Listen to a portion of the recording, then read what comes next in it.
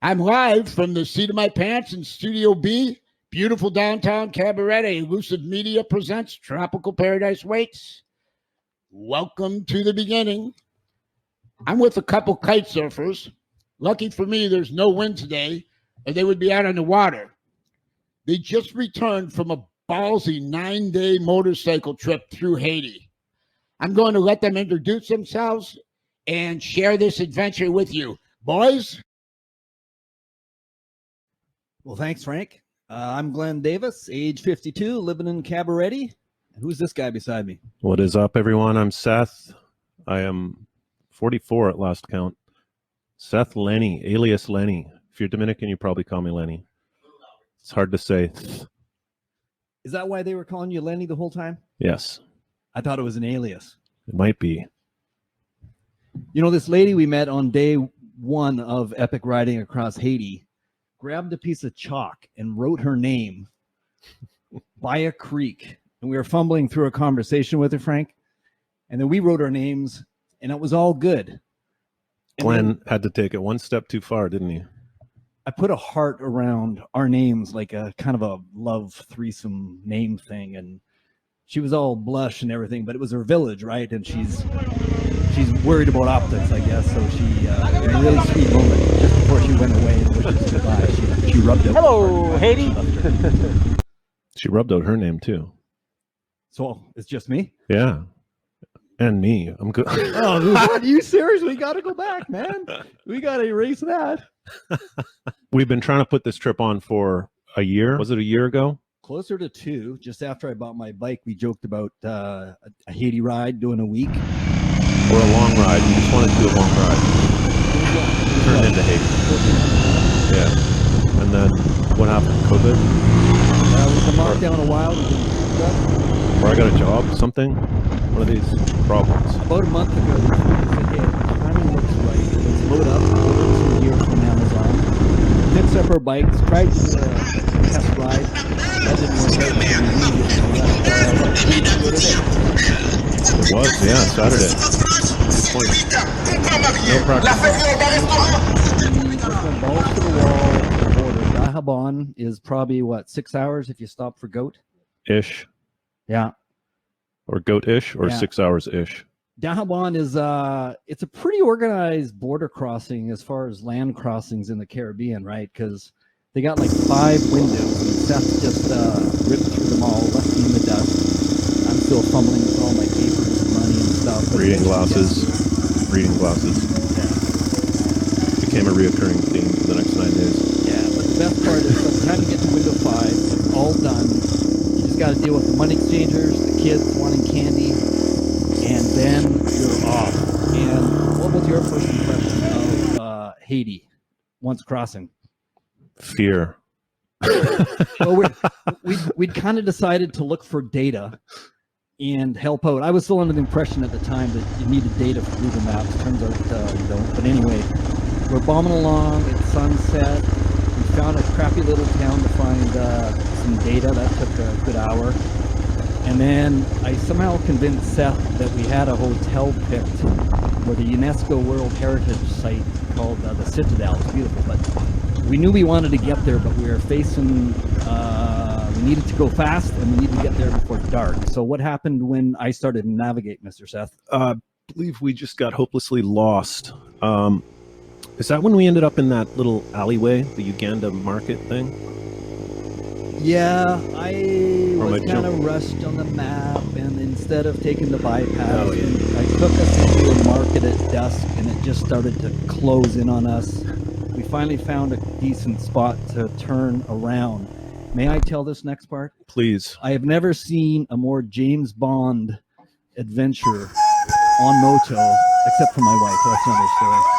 So Seth turns us around, grabs my phone, puts it on his lap, figures out by way the crow flies where we needed to be on the other side of this crazy town, and just blasts through about a 2-meter wide market. Second gear, red line, people bailing out of the way. Indiana Jones, James Bond, Evel Knievel, all combined. And it probably went on for 300-400 meters. had some crazy looks, and I thought, wow, that's going to be a few interesting days ahead of me. I'll just follow this guy from now on. Had it have been my phone, I probably would have gone a little slower. But I have a crappy Samsung. It's worth about $200. My photos are actually color, although they look kind of black and white or gray and brown. yeah, very vague. So we survived though. I was stressed out because the one request that I had made before we left to Glen that day was that we would be off the road by 3 p.m. I didn't want to be anywhere near dark with no destination in mind in a foreign country that neither of us had been to, with no plan. And basically that we just got that out of the way right away. That was day one. I thought the 6 p.m. extrication out of the market worked quite well. It was a little behind schedule, I presume, but we did have a good line straight to this hotel. 50 bones a night, everything you need, nothing you don't. Although by day 2, the floor seemed to wrinkle up like there was an earthquake. I almost fell through it. I don't know what happened because I was walking around that whole night with no issues, and then for some reason the next day the tiles just started falling through the floor.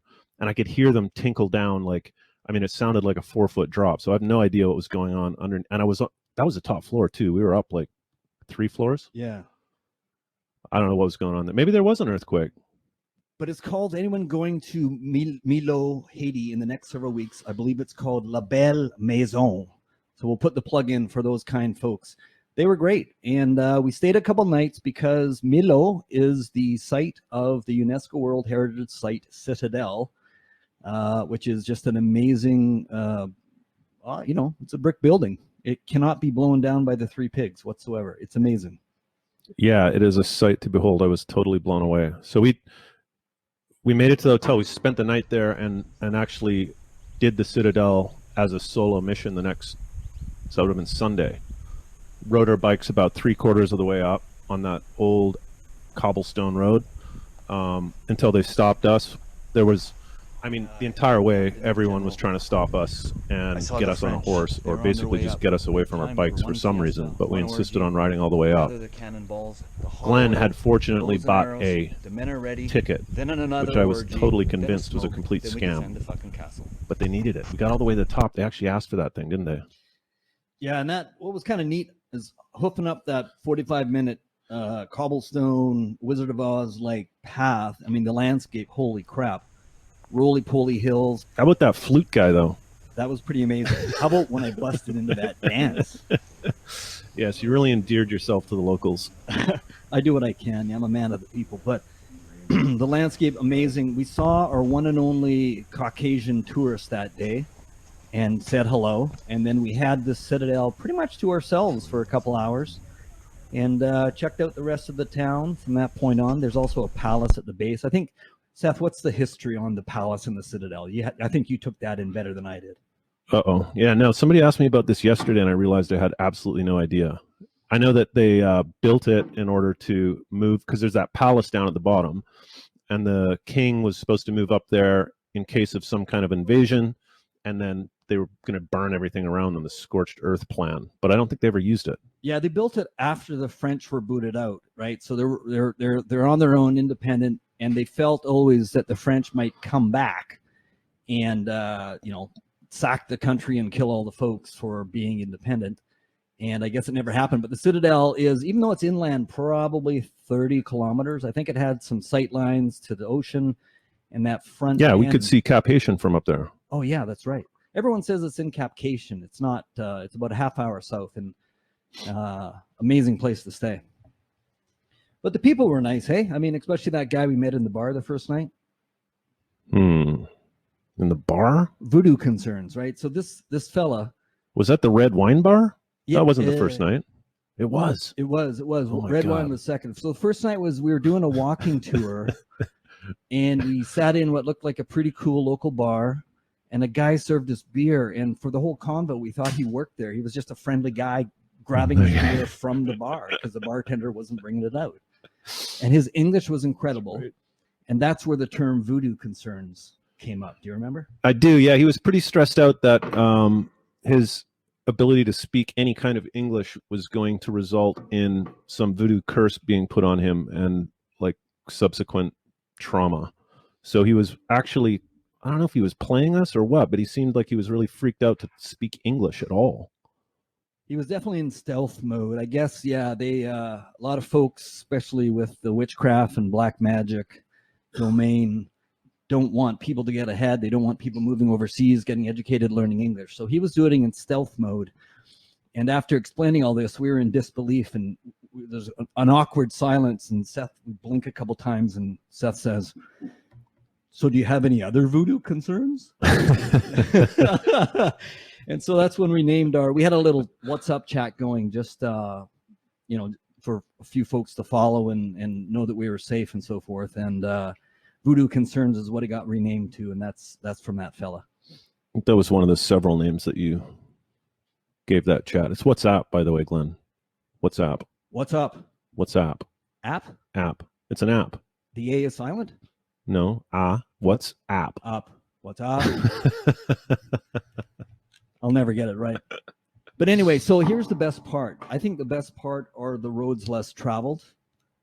And I like to pull out a map in the morning. Seth likes to participate and then deviate. And I thought we were heading up north on day 2 in Haiti, up and around. But Seth pulled what do you call it? An audible. Called an audible. He called an audible, dirt road right, epic, beautiful. That's where we met the lady with the heart that erased the heart. And then it went up and over this mountain pass, and we got to see the locals living in paradise. Roly-poly hills, farm country. Yeah, that blew me away. I mean, we were following that river for quite a while, and then things just got more and more dramatic as the hillsides closed in on us. I mean, that was really epic. And I'm not just saying that because I picked the road, but it was it was stunning. I couldn't believe we were in Haiti. Like I didn't have expectations before we went, but I mean, that was some of the most beautiful countryside we've ridden through. Yeah. Well, the TSN turning point that day was in a town called Don Don before we went up and over the ridge.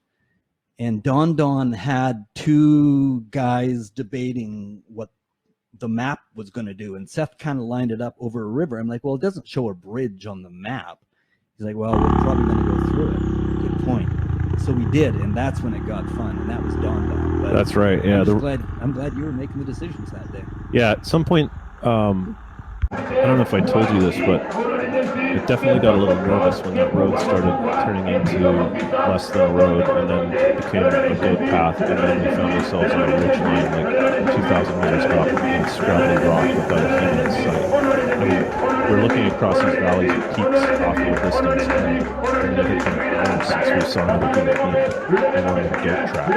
So I was questioning my navigational abilities at that point, but yeah, it was too late to do anything about it, so let's just like press on and don't show any fear to Glenn. Blind faith will get you through anything. Thank you so much, Seth. I appreciate it. Ignorance is bliss.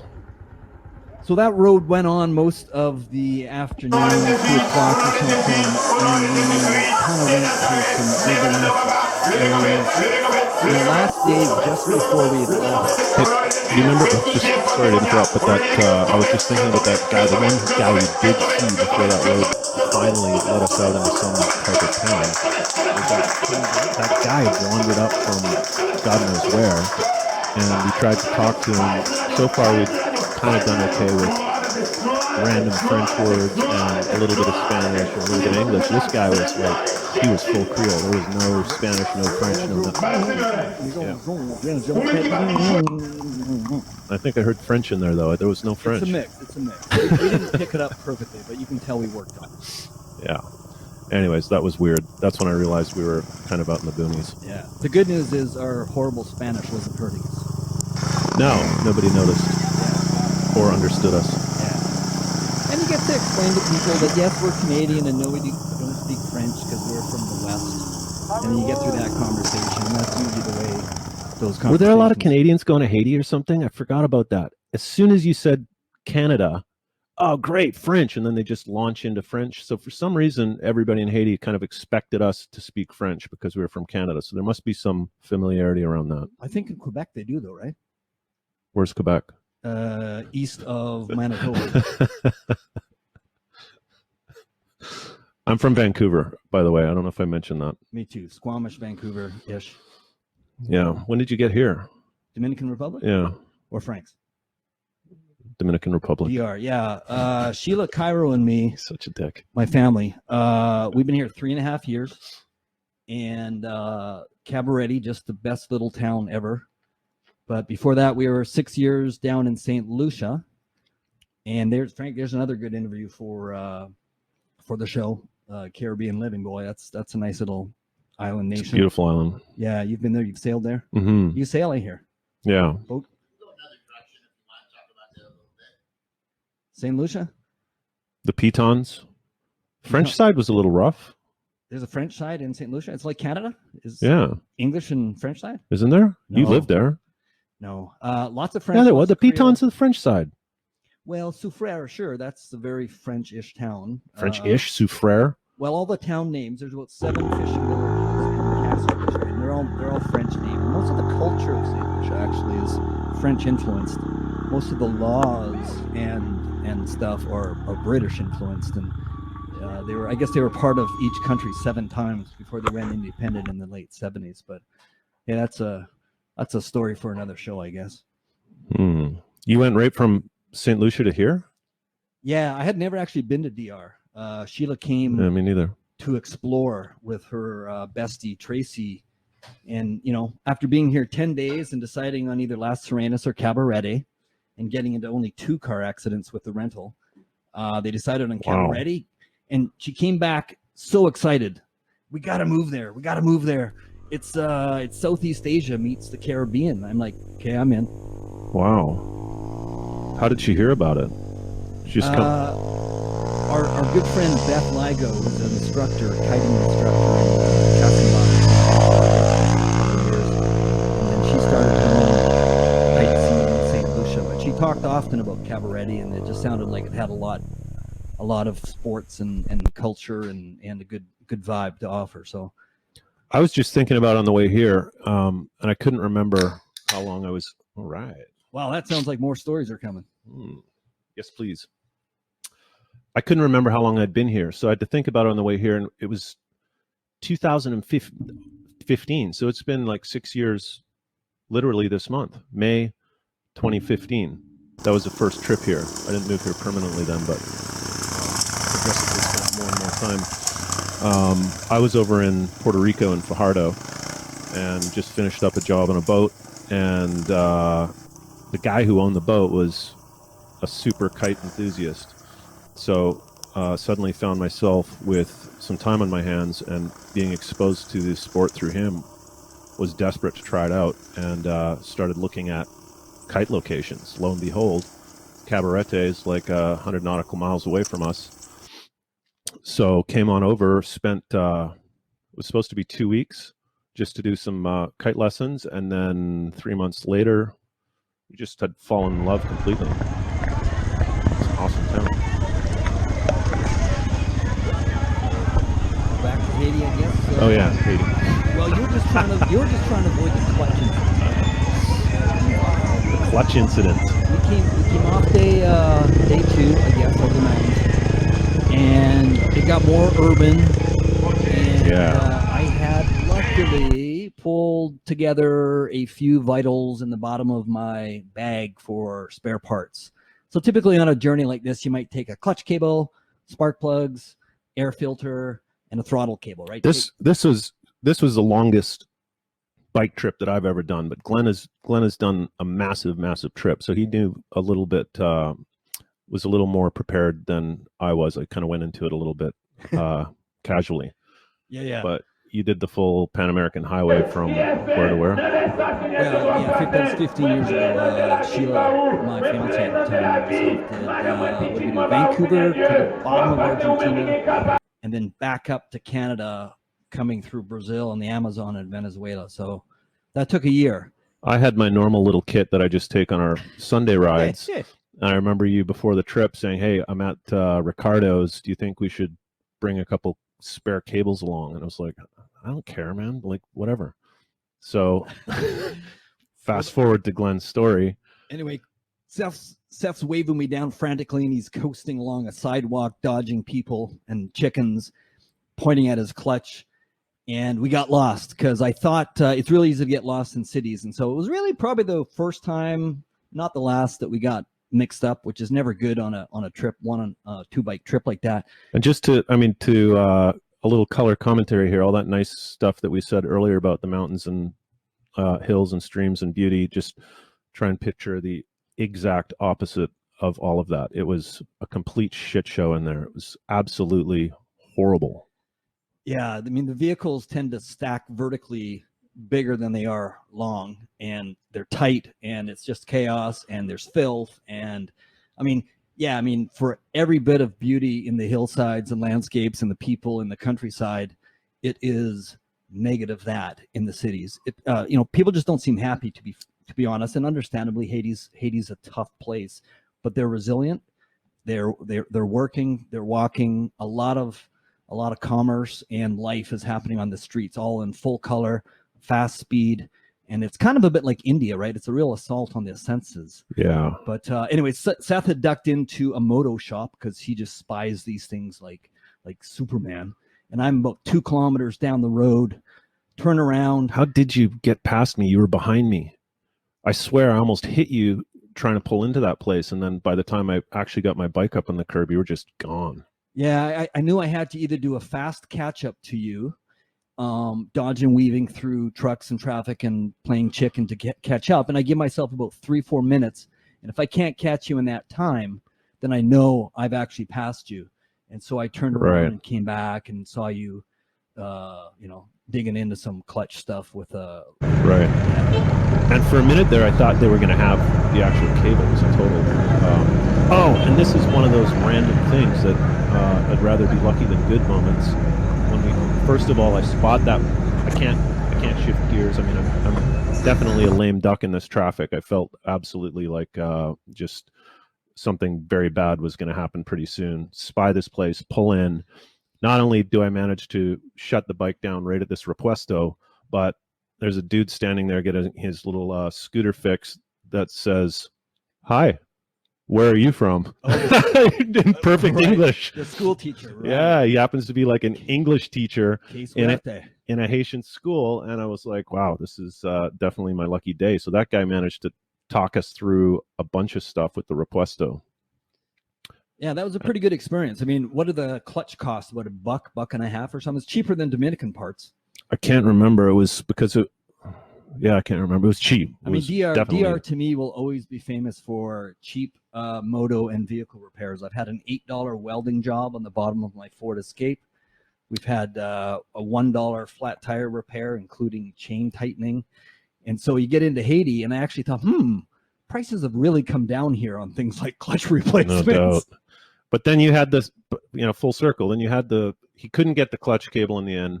Glenn actually has the clutch cable for my bike in his pack. So it was actually quite fortunate. I think I still owe you a beer for that one. You're welcome. Yeah.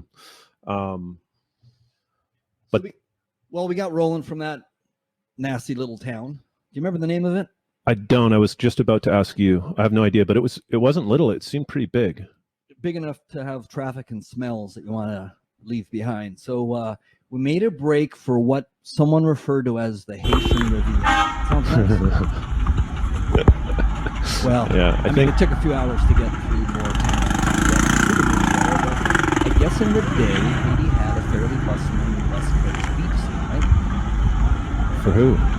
Who went there? Well, it used to be Europeans. Yeah. So Haiti used to be a destination. Really? Yeah, there were some big old resorts and stuff indicated on the map. I mean, when we got down there and drove down, there wasn't even really a road. It was like a dirt road along the sandy palm tree. Remember that old swimming pool? There's like a swimming pool on the beach with all those kids hanging out in it. Yeah. Just like green, gross water, but there's nothing around it. Yeah, Strange. Yeah, that was a mix of old school Haitian resorts and private homes by probably, politicians and business elite up from the capital. Because by the time we hit that town, we're only an hour and a half from Port-au-Prince. And that seemed like the vacation town, even today, for richer folks. Now, we did the dirt road Mainer looking for accommodation about 4:00, 4:30. These teenagers fingered me, and I don't know, it just really hit me hard. I didn't see it. I told you about it later. I was kind of down in the dumps, and they fingered me, and I'm like, oh, that's not, that welcoming. And I'm thinking, what the heck? Like, oh, but anyway. Was it the kids at the pool? No. It was just when we came out of the neighborhood where obviously all the staff stay. It's kind of a little ghetto in that area. We hung a left to go up to the main street looking for a place, and they fingered me. I'll never forget it.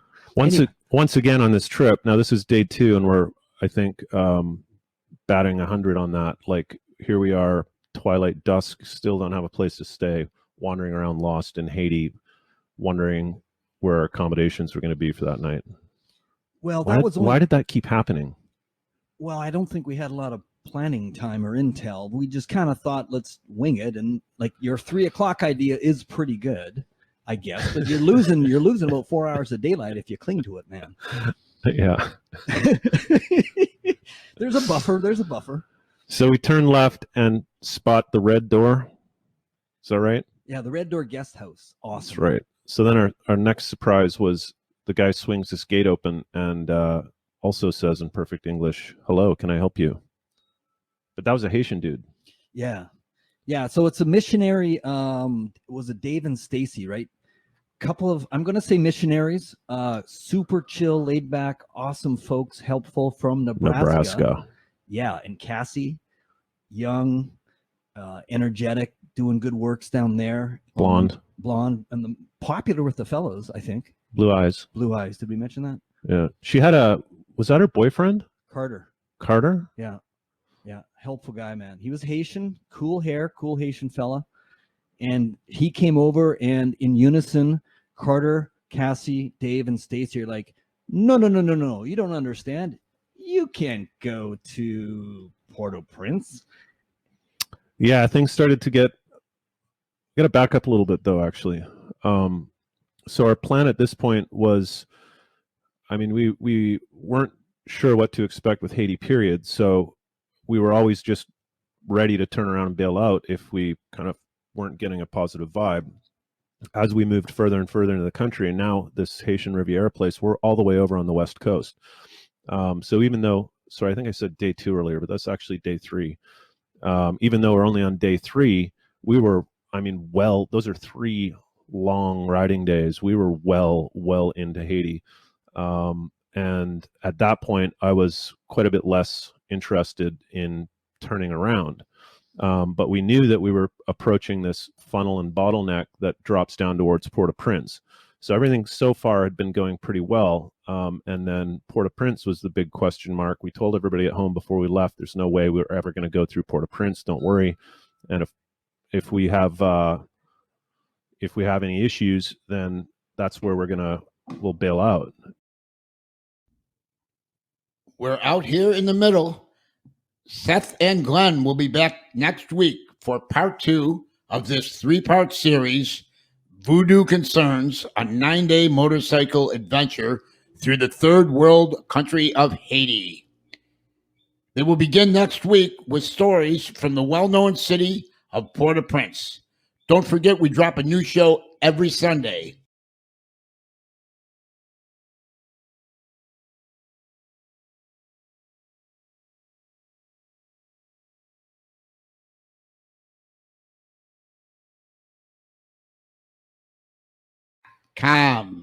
Welcome to the beginning. This is Franco in Studio B and from the seat of my pants in beautiful downtown Cabaret. I'm back here with Glenn and Seth, and they're going to continue to talk about their adventures with their Haitian motorcycle trip and maybe some more. Hey guys, how you doing this week? Hey, what's up, Frank? How you doing? Yeah, where'd we leave off anyways? This was well, we'd been on the Haitian Riviera, right, and the good folks at the Red Door Guest House had pretty much warned us, do not go into the capital. They had been there. Their vehicle gets accosted, shaken, gangs of thugs kind of shake you down for money. There's been a rash of kidnappings. We knew there was some uneasiness around the prime minister resigning a few weeks earlier.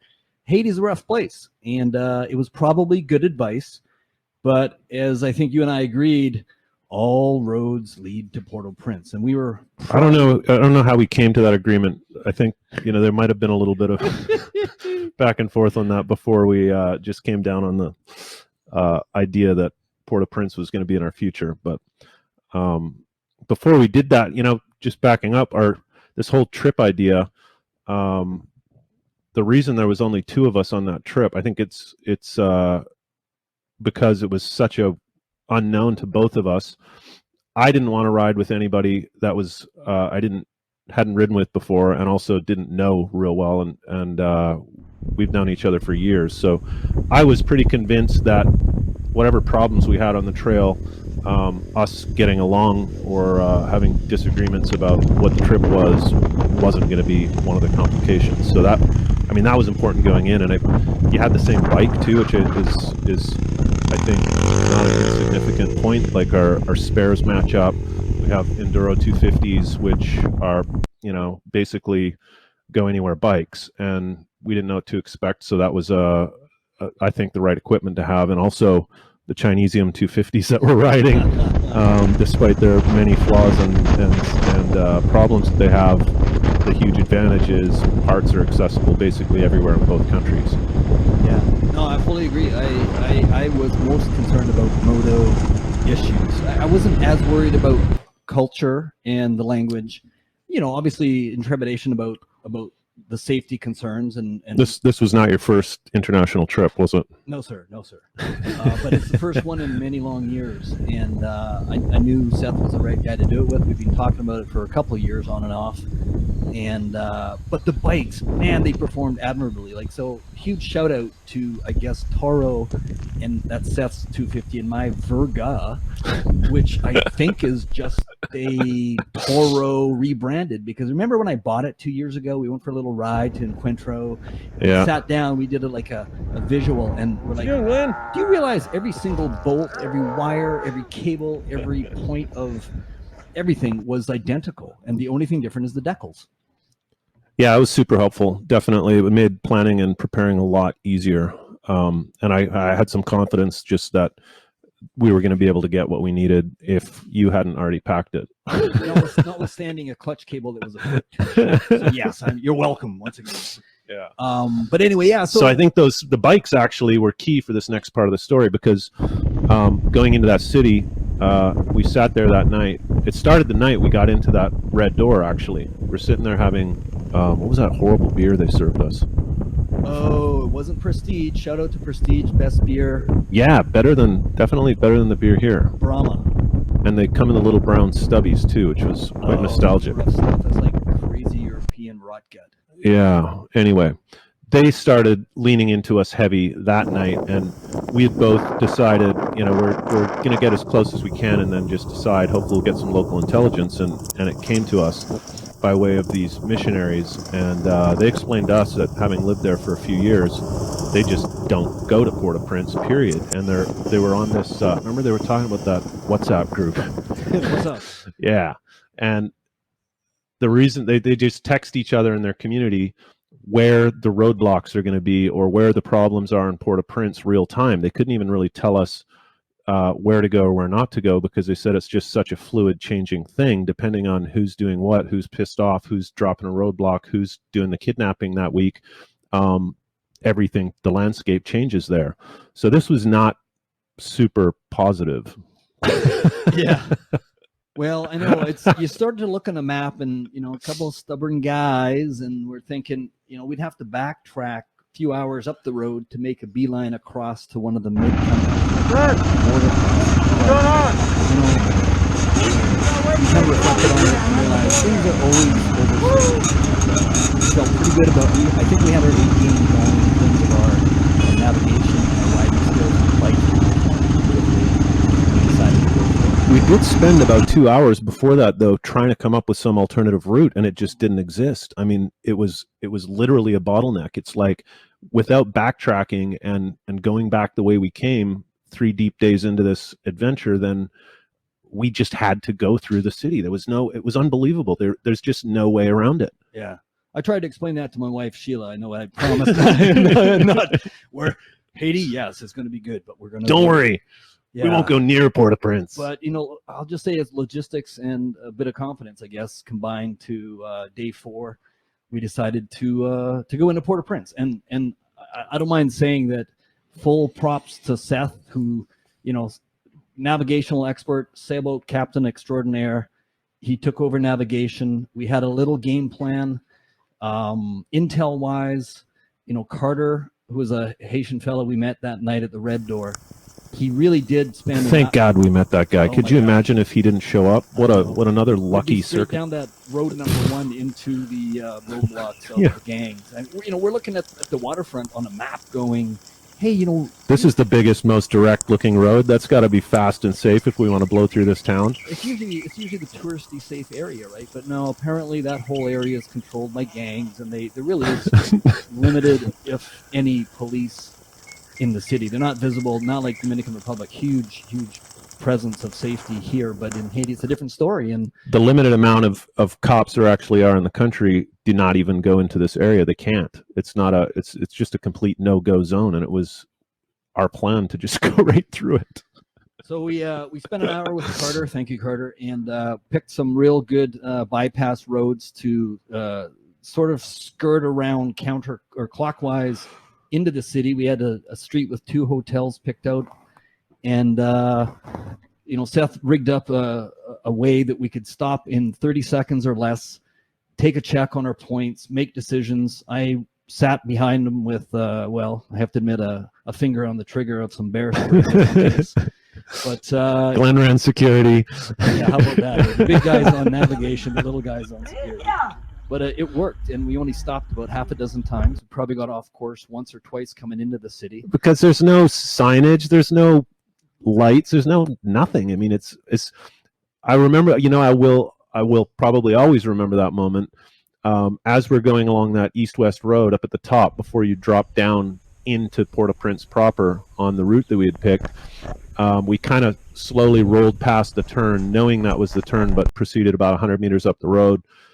Stopped over and made sure that actually was the road. That was, we did not want to make a mistake on our first turn. So we sat there, confirmed, yep, it was definitely the road.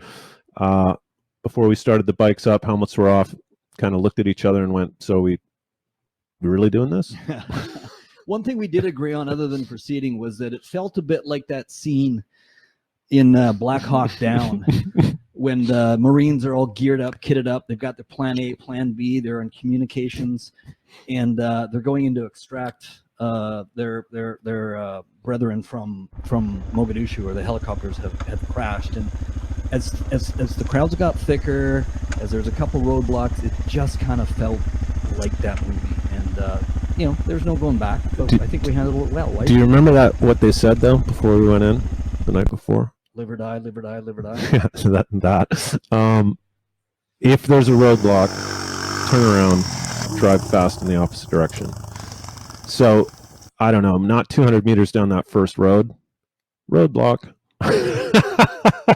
And we would slow to a crawl and start weaving. You didn't want to stop because that just stands out. So we slow to a crawl, but continue weaving through traffic just to get a little closer to the obstruction to see what's going on, because we need to decide like real time while rolling whether this is something we have to abort, or do you just go faster and blow through it. So get a little closer, and you see through the cars and little gaps.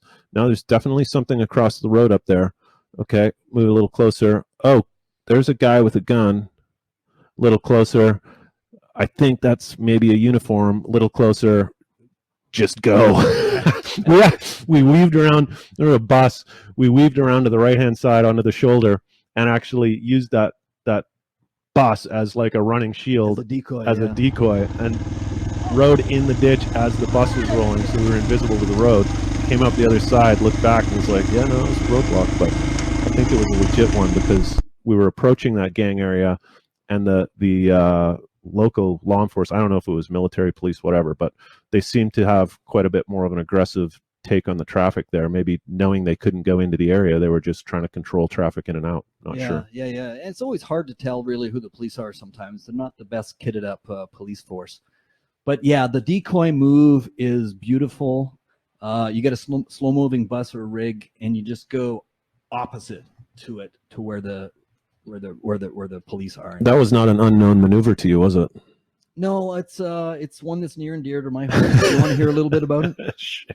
Why not? Well, when my wife Sheila and I were coming up through a poor part of Argentina, we knew that the police were always constantly pulling over tourists and anybody with money and fleecing them, and they do these rolling slow roadblocks through each of the 3 provinces north of Buenos Aires. And that's the deal. You follow a bus, and when they wave you over to basically fleece you, you just wave back and kind of use the big truck as a decoy. And Sheila and I had done that 3 days beautifully heading up to Brazil, and then one day we got caught with no decoy, and the police came out and tried to stop us, and we blasted through the roadblock. Sorry, Mom, I know I never told you this, but and we were just hoping they didn't have a squad car or radios, and we blasted through, and the next province sent their police after us, and they did have a squad car, and they pulled us over and they hauled us into a police station and interrogated us a bit. It was all good, and Sheila pulled some wizardry with her charm and good looks, and we got out of it. But we didn't really have that option available to us on this we trip. We didn't have charm or good looks. Neither. We had neither of those. Yeah, we had ignorance. Well, yeah. So, but the rolling decoy trick, it works. So anyway, we get into the city, and it's starting to look a bit like The Walking Dead, to be honest. I mean, again, Haiti, Port-au-Prince, they've been through a many tough years. We all know that.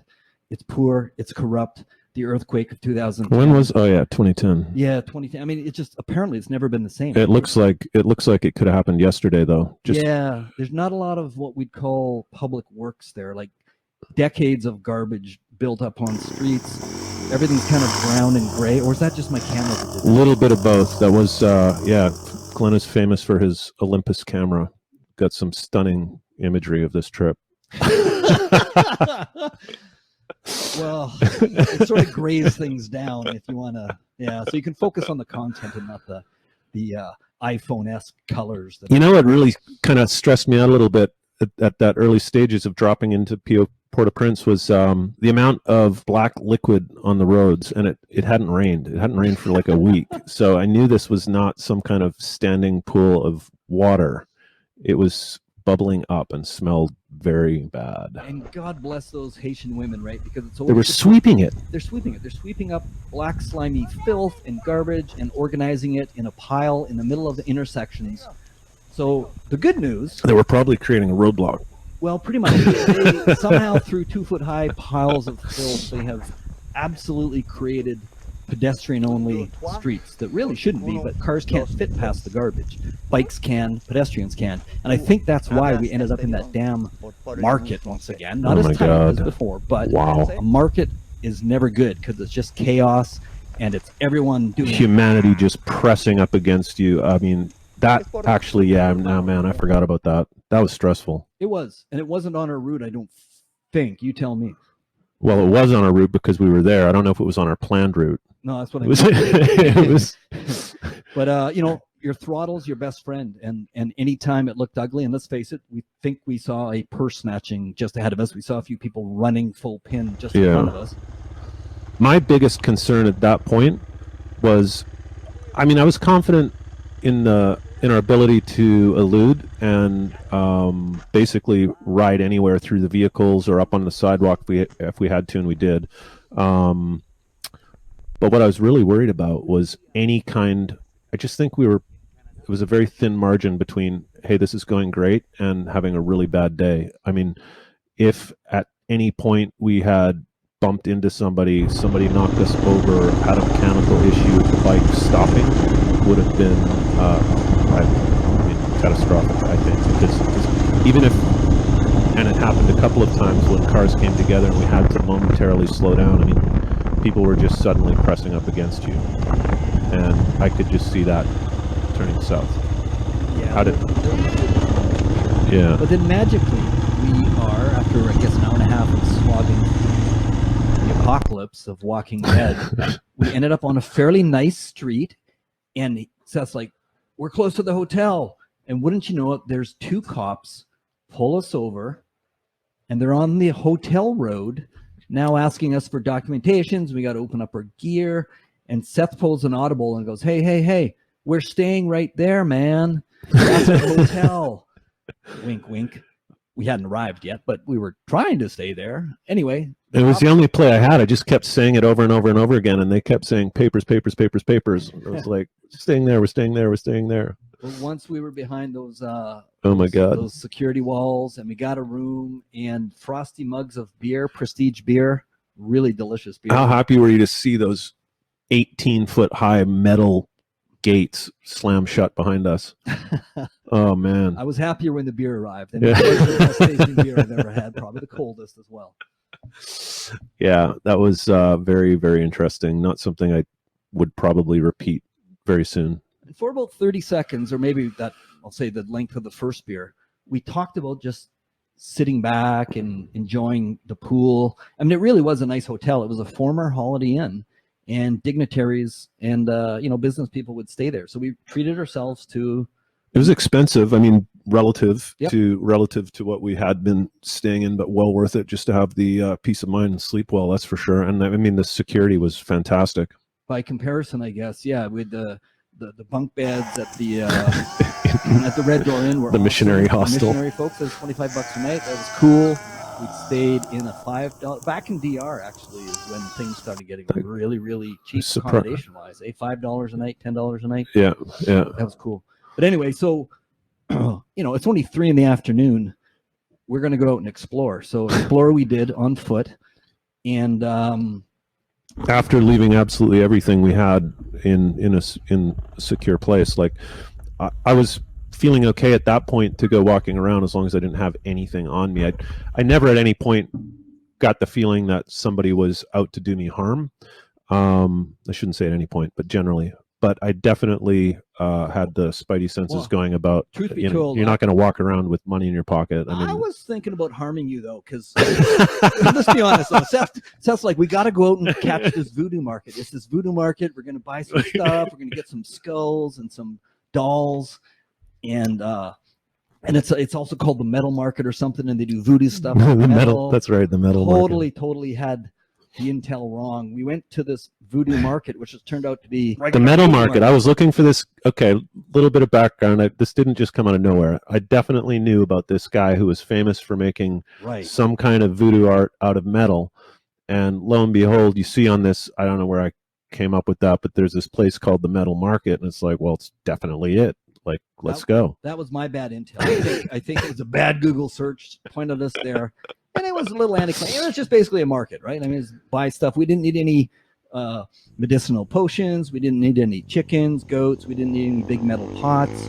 We didn't need You bought a flag, though. I bought a flag, yeah. So it was all good. I collect flags from everywhere I've been. So thank you. That was good. But we wandered around that stupid thing for like an hour looking for this famous voodoo art guy, asking for the metal guy. And of course, if you ask any question whatsoever, there's 10 people that are happy to answer it in any way, whether or not it's related to your question or not, and grab onto you and start leading you around. So it was not trivial to try and navigate our way to this non-existent voodoo guy. But eventually we did figure out, we put 2 and 2 together and figured out why it was called the Metal Market.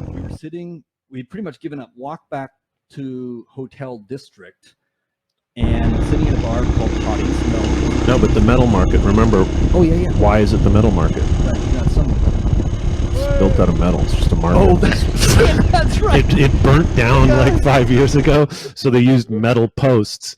And finally, we got this guy who's like, "Look, I know where the Metal Market guy you're looking for is. Cool."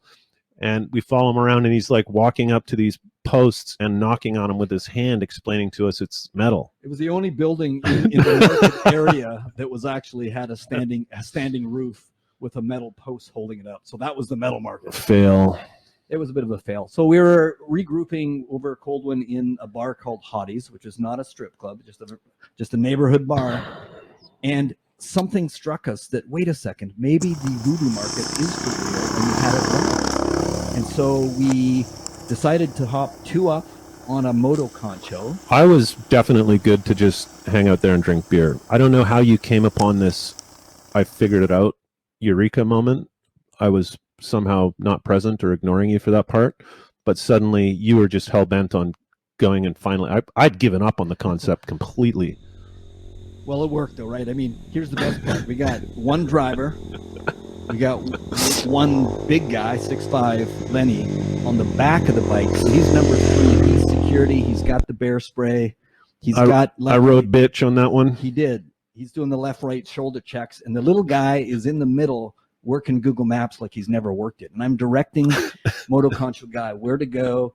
There's a few false starts. Let's face it, it wasn't the best laid out city map that Google has to offer, but that's what we had. And we ended up, no word of a lie, at the most amazing workshop / art gallery of a man named Eugene.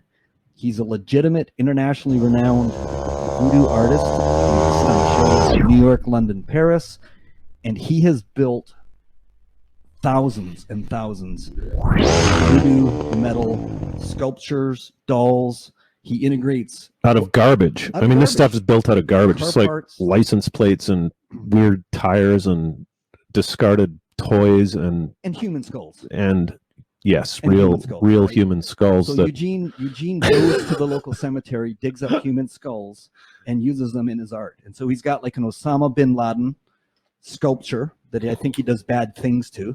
That place was a trip. It was a trip. But do you think at dark, when nobody's there, he actually does some voodoo stuff to some of those sculptures? Because he showed us his. I mean, it was clear when we were walking around the part where the art was available for sale, but he showed us his little voodoo closet thing. Remember where he lives?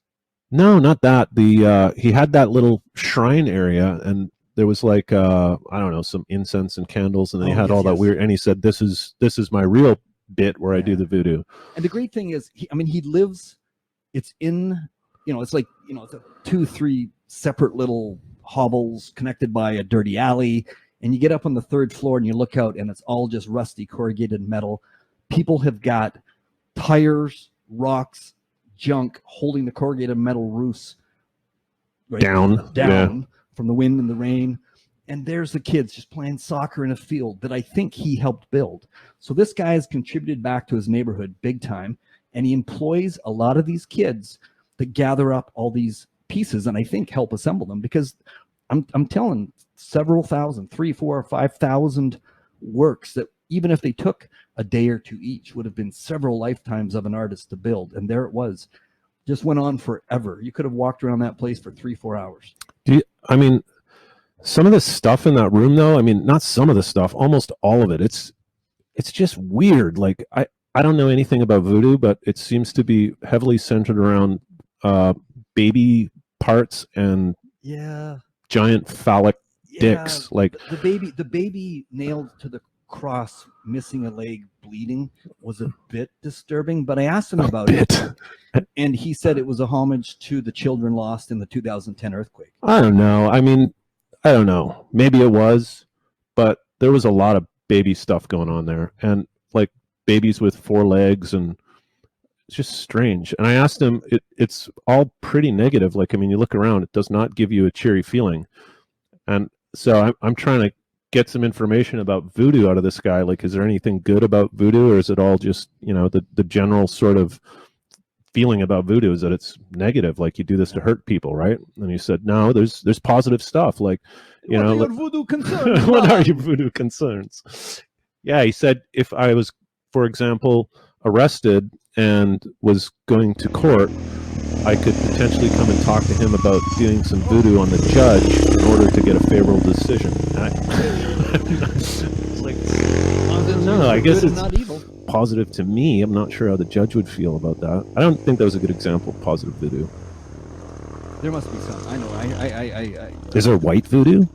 I don't know. Is it all black, well, the dark? Guy back up in Malo, remember the original Voodoo Concerns guy? He wouldn't refer to it as black magic. He just referred to it as magic, right? Assuming it's all dark. Not black in the skin sense, of course, but in the darkness of like being evil, not good. But, yeah, Eugene definitely said there was some good come out of it. Maybe if you had some kind of health problem, you could have him do some voodoo on the germs or the disease. Let's go back. Voodoo the cancer out of you or something. Yeah. But anyway, so as twilight set in on Eugene's house of horrors, our beloved Moto Concho guy circled back, thankfully. And Wait, but he wanted like thousands of dollars for this stuff. that's right. Seth was going to buy one of the voodoo sculptures. Yeah, well, even that little thing was like, it had to be something small enough to fit on the bike to get it back. He wanted like $200 or something. It was a little wooden carving. Anyway, I didn't want to, you know. I'm the last one to pass judgment on art, but I'm just saying I'm glad you didn't take that one away. But you know, in hindsight, you know, Method John's Method Lodge here in Kite Beach, drop in sometime. He really wishes we picked him up. Yeah, he was disappointed we didn't bring a skull back for him. I don't know if we would have got that across the border. Yeah, I remember. And honestly, I felt a little weird about taking a skull that's been desecrated from somebody's grave and wandering off like it's a souvenir. Yeah, true enough. But anyway, so we got back to the hotel, safe and sound, and we realized that the day following was going to be the day of, except in reverse, and we stuck to our plan. And I actually didn't realize that, Glenn. For some reason, I had it in my head that it was just going to be easy getting out. And at some point, I said to you over a frosty beer, "Hey, this is going to be tricky, right?" And so we got organized again with the maps. We're going to go here, north of the airport, circle back, blah, blah, blah, blah. No. That area is supposed to be gang controlled. Just cut up here. And maybe next episode, Seth, you can talk about how we went down. Supposedly it was supposed to be the street out, and there was a street lamp they had knocked blocking the damn street, and we had to do an audible. That was the next morning after the voodoo dude? That was the next day. Voodoo dude. We got to talk about that next week, though. Voodoo dude. All right. Sounds good. Thanks, Frank. Thanks again, guys. I look forward to next week for part 3. Mark it on your calendar. Mark it in your phone. Don't forget to listen to the show. Welcome back to the beginning. I'm in my Studio B in beautiful downtown Cabaret, and I'm back here once again for part 3 of the adventurous ballsy Haitian motorcycle trip. How you doing, boys? Welcome back, and thanks so much for coming. Hey, Frank. How's it going? Thanks, Frank. Starting to feel like a podcast veteran. So there we were, right? We got a blast out of Port-au-Prince, and our first road out is now blocked by a recently downed lamppost or something with some thuggery looking like we didn't want to go through. So Seth calls the audible. And we navigated. That was definitely not a sanctioned roadblock. That was a bad roadblock. It did not look very official at all.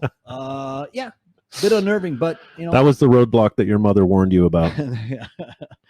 Well, we got out of there, and it got noticeably better as we made our way out of the big old city. For many years, there's no actual street lights in downtown Port-au-Prince. I guess the locals took them down. They didn't like that level of organization. Oh, you mean like traffic lights? Traffic lights, yeah. Yeah, that's right.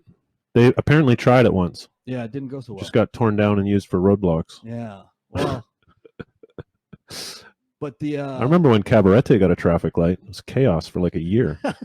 There's still people I don't think that know how to use it. And I think at this point we were referring to this as the Mogadishu extraction, because we knew it was going to be a bit of a work out to get out of Port-au-Prince. Back to the Black Hawk Down references. Yeah, that's right. But it didn't take too long, and once you're out to the north around the airport, things get a lot better. Although you got to admit, those trucks with all the people in the back of them painted up colorful, they're just amazing. I didn't get enough photos of those. We've lived in the DR for a while, so I thought I was kind of used to seeing crazy things on roads. But I mean, Haiti takes it to the next level, don't they? It's amazing. I mean, I didn't think I could be surprised, but I was constantly being surprised. I think there's a lot of pride put in on those vehicles. Like there's probably one guy just crushing it on these custom jobs. They look like it looks like the circus. Oh, you're talking about the paint? The paint jobs. I was talking about the cargo, the loads. Oh yeah. I mean, I've never seen trucks loaded that heavily and that high. Yeah. Even here, I've literally put the Dominicans to shame in that regard. Super high and wobbly. It looks like something out of Dr. Seuss. Yeah. What stood out to you? What was anything on that day leaving that is a trip highlight? Well, yeah. When we got within about an hour to the border back to towards Dominican Republic, we came across that lake. Oh, First yeah. of all, I mean, the lake itself was scenic. The road runs along it. And and there's those horses. There's this scene that you couldn't even believe. It was so out of place. That was bizarre. It was these amazing, I guess, limestone cliffs surrounding this pond right on the side of this dirt road opposite the lake. Green water, and these horses just gracefully Grazing about. So Seth, of course, is like, hold this. Hold my beer. No, hold my camera. He went for a little ride, and that was kind of cool. It was just, I mean, it was just magical. It was like an oasis. Like the landscape around it was very barren, and for some reason there was this little pocket with water and horses of all things. It looked like some kind of paradise painting. It's really strange. But to your question, what I remember that day, it's how amazing Haiti gets scenery wise outside of the big city. Like 30 minutes outside of the city. Yeah. It's unbelievable, like a complete contrast. Yeah. Things get a little happier, a few more smiles. Although when I took a picture greener, I mean, just like the temperature drops, things get more lush. It just starts looking like the DR. Yeah. Dirt roads, pothole roads. You never really go too fast. I mean, in fact, trip planning, I mean, complete wag. Yeah, like if we're going from point A to point B, I like to kind of know, is it going to be 6 hours or 8 or 10? And you often say, well, factor everything in loaded time, you probably average out 30 kilometers an hour. Well, in Haiti, it was more like 10 or 15, wasn't it? We got along pretty well on this trip. That was just one of those reoccurring things that used to drive me crazy, Glenn. Glenn, he's a math guy, and he just insisted on trying to come up with some kind of Glenn algorithm to plan out the next day's ride based on what Google Maps was telling him between point C and D, because yesterday when we rode from A to B, Google Maps said 4 hours and it took us 6. So therefore we need to add 2 hours to today's trip, whatever Google Maps tells us. And I was constantly like, Glenn, these two things are not correlated. We have no idea what tomorrow's going to be like. It's like, are you just because the roulette table hit red 5 times in a row, the odds are still 50-50 on the next spin. I think what you were hearing here is Seth fell in love with a phone app called Rever. And it's specialized for motorbike travel. And there were some Haiti routes for sure. And yeah, and that's, let's be honest, that helped us a few times as well. Yeah, that's not exactly a ringing endorsement for Google Maps. What stood out to me that day was I just remember riding past, getting absorbed into the scenery and stuff. 2 things. One was, I don't think there's running water or plumbing anywhere. Remember, everybody seemed to go to a communal well, one of these like hand pumping things, and there would be lineups, and then everywhere else, even if you didn't see the well, there was people packing around buckets on their head everywhere. Well, even in Malo on that first night, we were sitting there, feet up, having a nice roadside beer, checking out the local goings on, and we kept seeing young girls and ladies walking into this secret door and coming out with a bucket on their head. That's right. It was a secret water well, and it's behind closed doors. It's not out in the street like it is in most communities, and we thought that was pretty funny. But how about, I got to be careful, but some of the women that we saw with a 5-gallon bucket of water on their head walking back to wherever they lived, hauling water, were like A-list supermodels in any other country. I mean, especially I noticed up in the hills, like when we were in the mountain away from the cities, we saw fantastically beautiful people. You did? I'm married, so I didn't actually know. But, no, you're right. You're right. Especially when they smile, right? I mean, friendliness and smile goes a long way, but in big, right? Like shoulders, muscles, packed out water. Yeah. And like any other sort of country, it's the ladies doing the hard work. Let's be honest. Frank is pointing to his foot. I'm not sure what he's... Big feet. We're talking about the women, Frank. So anyway, we roll past this oasis in eastern Haiti, 20 minutes from the border, and that was a tough border. We didn't even know it existed when we set out 5 days earlier. Right. But the first stop was a semi-organized Haitian outpost where you get your outbound stamp, and a bunch of Dominican Army guys who want to tear through your bags, which they did. But before you get to the Dominican side, there is this phenomenon that we experienced there, whereby on approach to any one of these official buildings, you are absolutely descended upon by hustlers. scavengers masquerading as officials, asking for your passport and bike papers.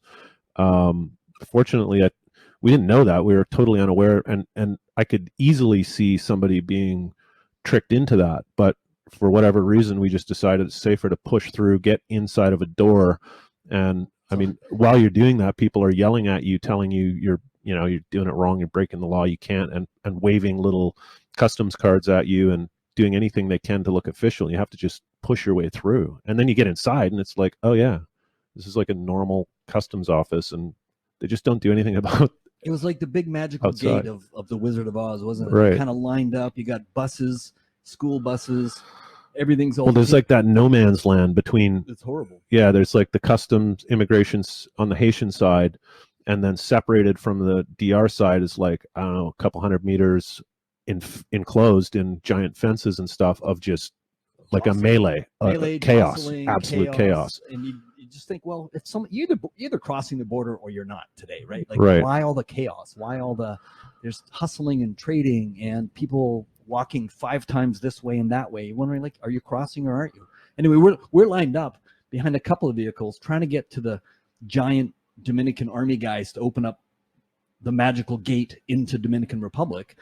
And yeah, the fake border officials are clawing at our stuff, and then a truck back. Those guys were right before that. Those guys were getting aggressive. That guy had both of his hands on my handlebars pushing back, and I was popping the clutch and pushing him back just to actually muscle our way through this crowd. Is that when the truck backed up in your tire? And then I got backed over by a truck, and this same guy that was moments ago trying to rob me or scam me in some way actually had his hands free to slam on the side of the truck and stop him from moving. Otherwise, I mean, I would have to jump off my bike and just watch it get run over. So, and then don't forget a few kids just seem to be wandering across the border without back and forth any identification. It's just like they're runners or trading currency or something. So there's a lot going on, and it's kind of fun, to be honest. Without exception, though, every one of those border towns was pretty grubby on both sides. Just near the border is not really a pleasant place. Yeah, I mean, the search for Pico Polo right after that. I mean, that's when you know you're home free, right? Yeah, I've never been so happy to cross back into the DR as much as I mean, we had awesome experiences in Haiti, and I've got a lot of very, very positive things to say about it. But just sort of the hour of that dealing with that crap on the way back, and the Dominicans guards welcome us back in, and the gates close behind us, and suddenly there's like this calm descends upon us. Was very relieving and clean, right? Remember the shock of the streets. Somebody's cleaning up these streets. It's amazing. We just saw 4 days of filth everywhere. Having said all that, though, like, I mean, now that we've done it, and I had a little experience with the border crossings, other than the heat and the noise and the hassle, really it wasn't that bad. Like, I mean, if you look at it, I don't think we spent more than an hour on either side, did we? No, time-wise, getting through. Time-wise, it's not that inefficient. It's just a lot of right? Yeah.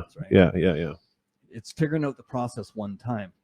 So if we were to do it again, wink, wink, I think, bypass the city. We've now figured out the route across that does bypass. Goes through the same La Cuenta and the border crossing in the middle that we did.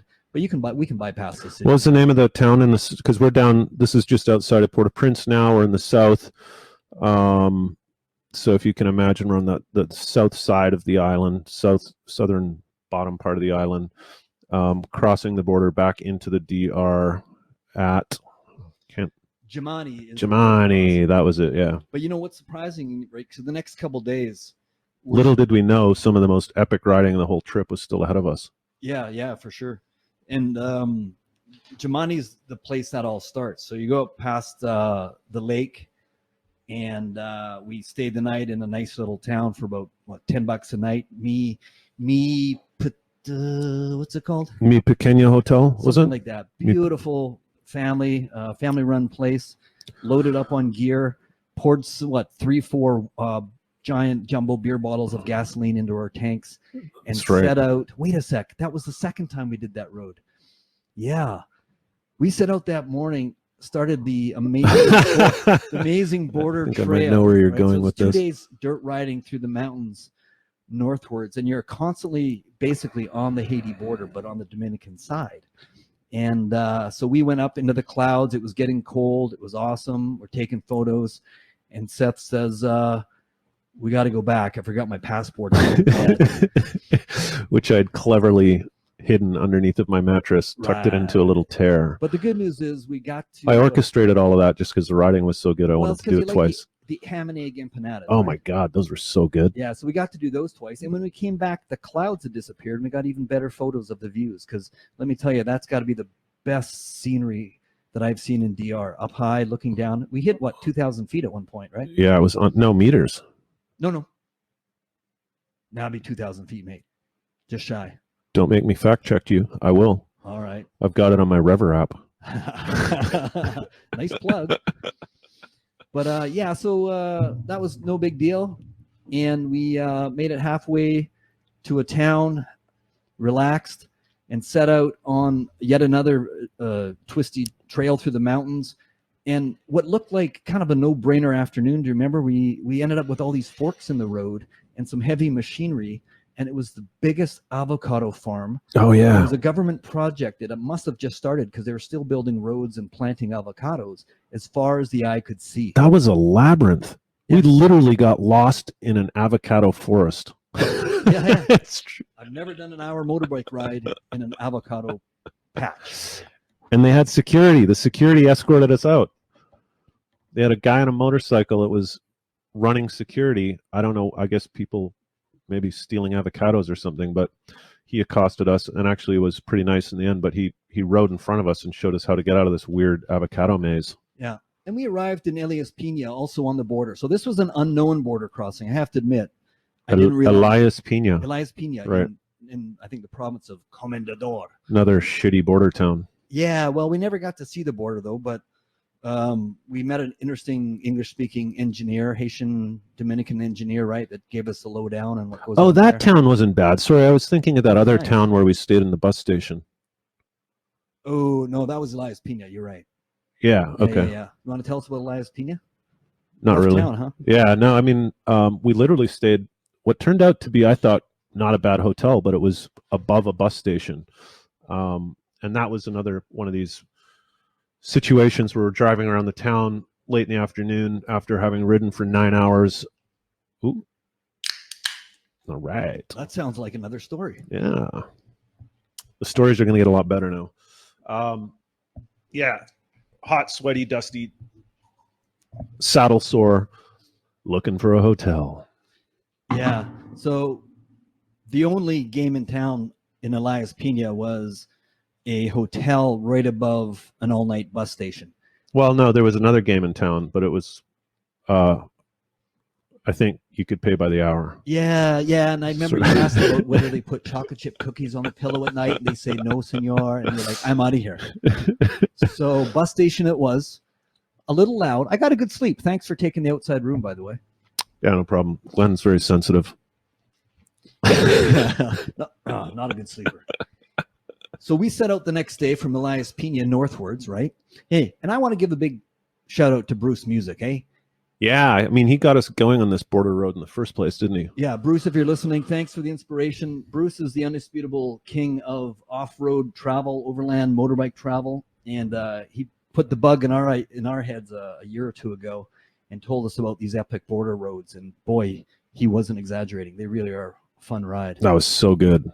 I would recommend that to anybody, any rider, any enthusiast. That road, Yeah, that's world class. so good. In fact, well, when we set up the morning from Elias Pina, do you remember what happened? No, we ended up back in Haiti, didn't we? We did. Oh, It yeah. was a jiggity jog. How did you end up on the navigation job that I day? don't know, man. I had Google Maps. There wasn't a lot of choices to choose from. You think it's either this road or the empty space that's not a road. We had some kind of This is my logic. issue that some kind of bike issue. For whatever reason, we just happened to stop. Friendly old Dominican farmer came wandering over, was telling us about his property and stuff. And while you were resolving your issue, which I can't, what was it? Broken hand guard from the avocado. Oh, field. right. Yeah, that's right. Yeah, you put your bike down in the avocado Yeah, field. You told the passport story. He says, where are you going? I say, North. I can't remember the name of the town we were trying to head to, and he looked very confused, and I thought it was because of my Spanish. He then proceeded to explain to me that we were a very short distance from Haiti. Yeah. The dipsy doodle in the border, we were well into it. So technically we were on the Haiti side. And what we didn't know is for the afternoon, we were about to get into a road that literally is on the Haiti side. We got past all that. It was my bad on the navigation for sure. So Seth's back in front. We had how about that town, Pedro Santana, where we stopped for lunch? This town is off the charts in turn of. Was that the clean one? Yes. That was weird. Yeah. It's like we're sure the president is from that town, and he's just got it spick and span, double lanes. Something for sure. Incredible. I mean, all the roads were painted properly, the signs were all up, everything worked. There was no garbage anywhere. There was garbage cans all over the place. There was a beautiful park in the middle. Yeah, like it was weird. It was neat. But that's the beginning of the road that runs through a canyon along the river. And that river is effectively the border for several hours. And so you actually have to get a permit from the police. That was fun. And ride up through switchbacks, up through a canyon, and amazing afternoon ride that I guarantee you, if this road that afternoon, it was my favorite of the whole trip. If that road were in North America or Europe, it would be a permitted ride with a wait list. I mean, it is epic riding. And kind of had that Moab feel to it for some reason. Yeah. Dry and like the road cut right into the side of the valley, massive drops beneath you, big towering mountains above you. It was cool. Yeah.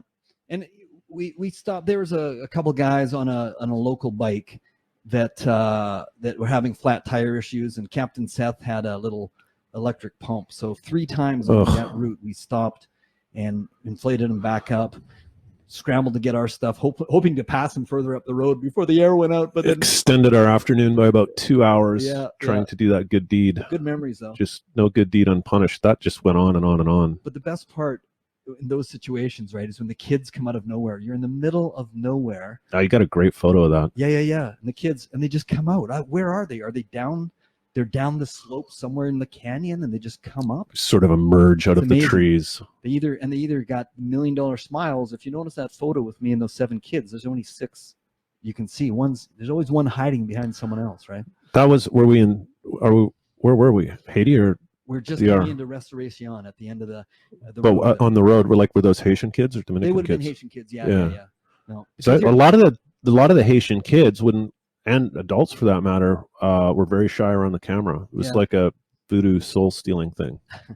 All I know is I thought we'd be back and forth across the border a little from what little research we'd read, but it's all on the Haiti side. And then you pop out and through some pretty rough Dominican mountain villages, and then into Restoration. And really, to me, that's the end of the fun riding. It's a nice town too, Restoration. I hope I'm pronouncing it correct. But that's kind of like, those last 2 days were just absolutely epic riding. Totally. You just want to keep going. You kind of want to turn around and just do it again in the opposite direction. I don't know. You didn't have such a good morning on our last day, but those first, whatever that was, 4 hours on that last day, I thought was incredible. It was definitely the hardest, most technical riding we did, but. Wow, you skipped the whole day. You want to do that? Oh, sorry. That's all right. You've got the map. Oh, here you go. Glenn's navigating again. Well, you got to admit that was so day 8 was a bit boring, wasn't it? We found a nice place to swim. Oh, that was mostly roads, right? Yeah. And every time you see on the opportunity on the map to do some dirt over a mountain, and it might cut down some time, or at least be more interesting, we took it. But a few of those. That's probably why I forgot about that day. It was just boring riding. It's boring. Yeah. I mean, driving back is not that exciting. It's a lot of pavement. There's a few dirt roads, few swimming holes. And then, we made the agreement that on the last day, we were going to chip our way behind Puerto Plata, right? We were in the 27 waterfalls area, Demagua. Yeah, Demagua. I think the J is silent. Sounds like a huh. What's up? Yeah. And that's so what was... sorry to cut you off because I'm really curious about this next point you're about to make. What was the agreement that we made again, Glenn? we were going to get back and complete the loop full circle without ever doing the same road twice. No, well, shouldn't say no. Sorry, but We wanted to avoid Puerto Plata and all its crappy freeway I think traffic. more specifically is we were not going to touch Highway 5. Yes, absolutely. So we set out on. I think we had a couple options to get up to El Coupe in behind Mount Isabella, where the Right. where the gondola is. But we took the one that had 5 water crossings, serious incline, chunky chunk, and my bike was just starting to fall apart. Plus, I'm not a big fan of the chunky chunk. It got really technical. It was ugly. I mean, I was falling off. I was smashing stuff. I was leaking oil. My electrics kind of went wonky. Oh, and I cracked my front sprocket case. The whole cover Broke it right smashed off. and came off. It brought that back in the backpack. But Have you had your engine casing looked at yet? I haven't even sat on the bike since I got home. Make sure you don't start it. It's going to be empty of oil now because it was. Good point. Yeah. Thanks, man. Good thing I drove here. But yeah, that was some technical stuff. So for local riders that are listening in the Cabarete area, you probably already know, but Demajagua in behind Isabella, that's a pretty epic technical ride. And as things got closer and closer back to Sosua, we decided to say farewell up at the wonderful Eco Lodge about 20 minutes off Highway 5. We had a farewell beer, met the folks that run that place. And I had a family to get back to. I wanted to see my kid while she was still at my friend's place over by the lagoon in Kite Beach. And Seth, the stubborn ship captain that he is, said, dude, I'm going to complete this journey all back road. So he ended up, well, you tell us, Seth, what'd you do from there after we said goodbye? It was a ride we've done a bunch. So, I mean, I give you a lot of shit about this, probably rightfully so, but I wouldn't have necessarily made any different decisions if I was you. Certainly would have preferred to go see my family than spend any more time with me after 9 days on the bike. But well, not to mention my bike was falling apart. I wasn't falling apart that much. No, I pressed on. I just completed the circuit off of Highway 5, and I did we call the Joey Tomato Run, the Polo Field Run. It's that circuit. Came out in Jamagua, and dropped down that road and circled back from the east side of Cabarete. Did my victory lap at OP1 where I found you. You'd probably been home for a couple hours by that point, and we rode the bikes right out on the lawn. Got some, had another victory beer. Got some good photos. That was a good trip, man. That was awesome. There's not too many people. There's probably 3 people I know. Well, 4 if you include Bruce. But you, Bruce, my wife Sheila, she's an epic rider. We obviously with kids we can't do that together. And my buddy Chris up in Vancouver. I think you know I can count on one hand the people I would do that trip with, and you're definitely one of them, man. That was epic. Thank you. Thanks, buddy. Yeah, I agree. It was, and you know what? Thanks, Frank. This has been really fun because actually Glenn and I are not friends anymore. We don't speak to each other since the trip. So this podcast has given us a chance to hash out this trip day by day and sort of relive some of these memories, which, like I said, we haven't done since we've been back. We just sort of life took over and we got busy. So sitting here having a beer, talking shit about our Haiti trip has been really fun for me. Let's do it again. Yeah, man. There you have it. Glenn and Seth's voodoo sanctioned motorcycle trip. If this sounds interesting to you, just contact me, and I'm sure the guys would be more than happy to guide you through it. It sounds interesting to me. They just showed me a short route that's all pavement that I might like because my motorcycle, they have enduros. Mine's a street bike, and I'm definitely going to take them up on that and take this trip over there.